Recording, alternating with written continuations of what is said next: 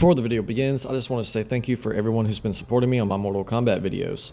For the ones of you who are new here, I hope you stick around for a while and enjoy the videos. For the ones who already have been supporting me, I greatly appreciate it. My goal for right now on YouTube is to reach 500 subscribers, so hopefully I can hit that by the end of the year. Getting straight into the video though, I wanted to show you guys 3 of the strangest Mortal Kombat games I have ever had the privilege to play. Please keep in mind that I don't think any of these games are bad necessarily. There was just something about them that screamed odd to me and made them end up here on this list. I actually don't think any Mortal Kombat games are bad while we're on the subject, unless we're talking about Mortal Kombat Advanced. But going ahead and taking the first one at this list, we have Mortal Kombat Mobile. Mortal Kombat Mobile released around the same time or a little after Mortal Kombat X did, so it does share a lot of the same content as well as future content in newer Mortal Kombat games.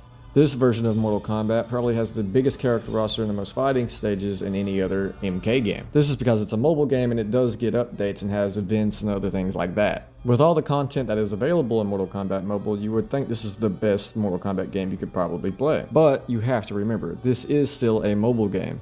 Mortal Kombat is built around physical, actual buttons that you press for weapon combos in any fighting style. Obviously, with a mobile version, they don't have physical buttons for you to smash, so it's gotta utilize the touchscreen.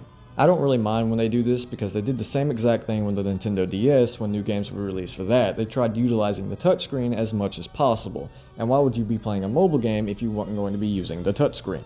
However, that's exactly what makes Mortal Kombat Mobile weird, is the fact that it utilizes tapping and sliding more than just on-screen controls. I'm actually torn between those two, as I don't know if I'd rather prefer on-screen buttons or just the tapping and sliding that we actually got.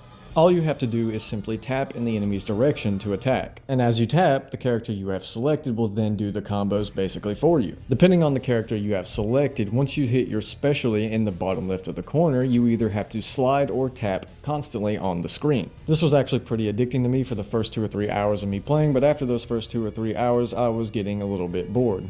It's definitely weird that they just chose to utilize the touchscreen in this kind of way, but I mean, there's really no other way they could have done it. Unless, of course, they added on-screen controls like I said before. The game does take up a bit of space on your phone, but with the quality of the graphics and the amount of content that's actually in the game, this is understandable. Overall, I don't think this is the worst way to play Mortal Kombat, but it definitely is one of the strangest ways. If you're someone who plays games on their phone a lot, or if you just prefer to play games on your phone, then this might be the MK game for you.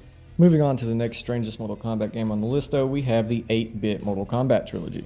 A lot of you guys are already probably familiar with the 8-bit Mortal Kombat games that exist on the Game Boy and Game Boy Color. However, did you know that these games were also released for the Sega Game Gear and the Sega Master System? A lot of you guys watching this right now probably never even owned a Sega Game Gear, because most of us probably owned Game Boy or Game Boy Colors growing up. However, if this was different for you, please let me know down in the comments below, as I am interested in knowing who actually had a Game Gear growing up. I owned both the Game Boy Color and a Sega Game Gear, but I only had Sonic the Hedgehog for my Game Gear.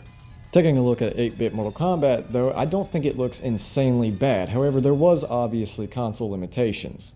Kano was removed from the character roster entirely in the 8-bit version, and there was only 2 selectable maps, the Pit and Guru's Lair. The animations obviously ain't as smooth as the 16-bit versions as well, looking extremely choppy at times. Other times, not really that bad though.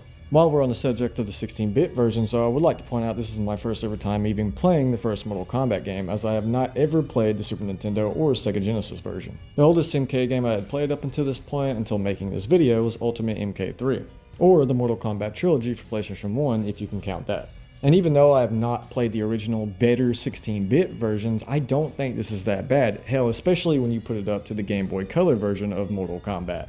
However, why this game made the list is a different reason entirely. It's just because of the time it released. At the time of these games releasing, 16-bit consoles was already the landmark in what game developers were focusing on at the time. The only real logical reason that even makes sense as to why these 8-bit Mortal Kombat games were released was a last-minute cash grab. There was probably also a handful of people that still hadn't upgraded to the 16-bit consoles and still owned their 8-bit.